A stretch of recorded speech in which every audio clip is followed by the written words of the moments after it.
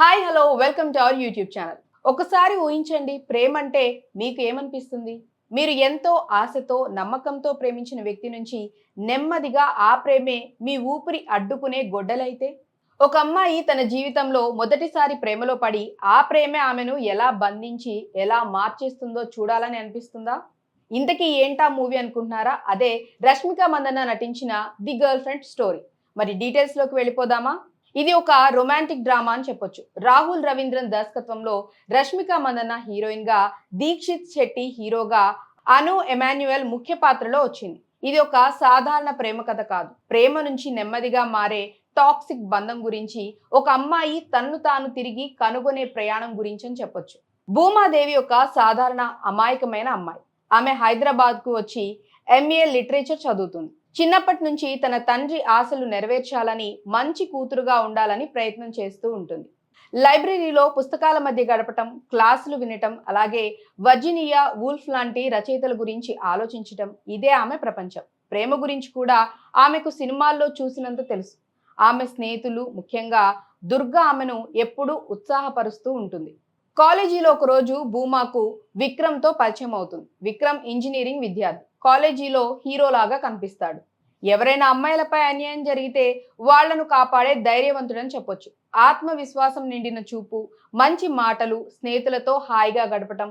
భూమా మొదట్లో అతన్ని దూరంగా ఉంచిన నెమ్మదిగా అతని ఆకర్షణకు లోనవుతుంది. వారి మధ్య చిన్న చిన్న సంభాషణలు మొదలవుతాయి. క్యాంటీన్లో కలిసి తినటం, లైబ్రరీ వద్ద కలుసుకోవటం, ఒక సినిమా చూడటం, ఇలా రొమాంటిక్ మూమెంట్స్ చాలానే ఉంటాయి. భూమా తన తండ్రికి ఏం చెప్పకుండా విక్రమ్తో డేటింగ్ మొదలు పెడుతుంది. విక్రమ్ ఆమెను ఎంతో ప్రేమిస్తున్నట్లు చూపిస్తాడు. నువ్వు నా జీవితం అని చెప్పి ఆమె కోసం ఏమైనా చేస్తానని హామీ ఇస్తాడు. భూమా జీవితం మారిపోతుంది. ఆమె నవ్వులు ఎక్కువ అవుతాయి. కాలేజీకి వెళ్ళటం కూడా ఆనందంగా మారుతుంది. కానీ నెమ్మదిగా విక్రమ్ ప్రవర్తనలో మార్పు కనిపించడం మొదలవుతుంది. మొదట్లో అది చిన్న చిన్న విషయాలుగా కనిపిస్తాయి. భూమా ఏ అబ్బాయితో మాట్లాడినా విక్రమ్ అనుమానం వ్యక్తం చేస్తాడు. నువ్వు నాకు మాత్రమే చెందాలి అని అంటాడు. ఆమె స్నేహితులతో ఎక్కువ సమయం గడపకూడదని, ఫోన్లో ఎవరితో మాట్లాడుతుందో చెప్పాలని ఒత్తిడి చేస్తాడు.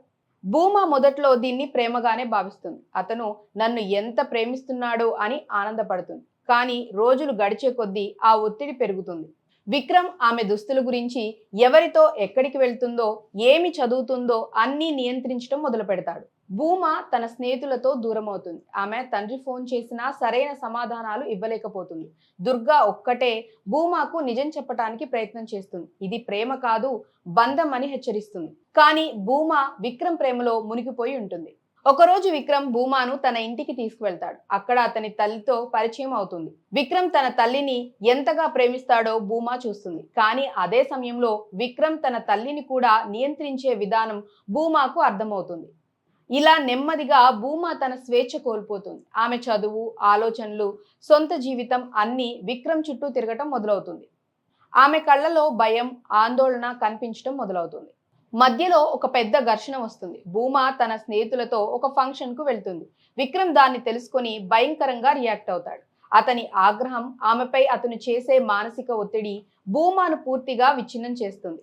ఆమె ఇక తట్టుకోలేక తన తండ్రికి, దుర్గాకు తన సమస్య చెప్పటం మొదలు పెడుతుంది. కానీ విక్రమ్ ఆమెను వదలటానికి సిద్ధంగా ఉండడు. నువ్వు నాకు చెందిన దానివని మళ్ళీ మళ్ళీ చెప్పి ఆమెను తిరిగి తన వైపు తిప్పుకోవటానికి ప్రయత్నం చేస్తాడు.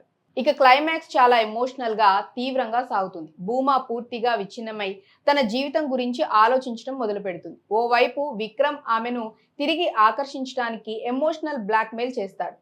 నేను నీకోసం ఏమైనా చేస్తాను, నువ్వు నన్ను వదిలేస్తే నేను ఏమవుతాను అని అంటాడు. మరోవైపు ఆమె తండ్రి దుర్గా ఆమెకు ధైర్యం చెప్పి సొంత కాళ్లపై నిలబడమని ప్రోత్సహిస్తారు.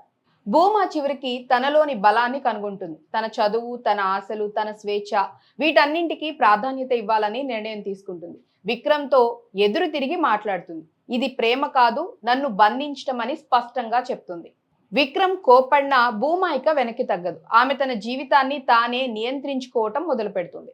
చివరికి భూమా తన సొంత బలంతో ముందుకు సాగుతుంది. విక్రమ్ ఒంటరిగా మిగిలిపోతాడు. ఆమె తండ్రి, స్నేహితులతో మళ్ళీ సంతోషంగా జీవితం ప్రారంభిస్తుంది.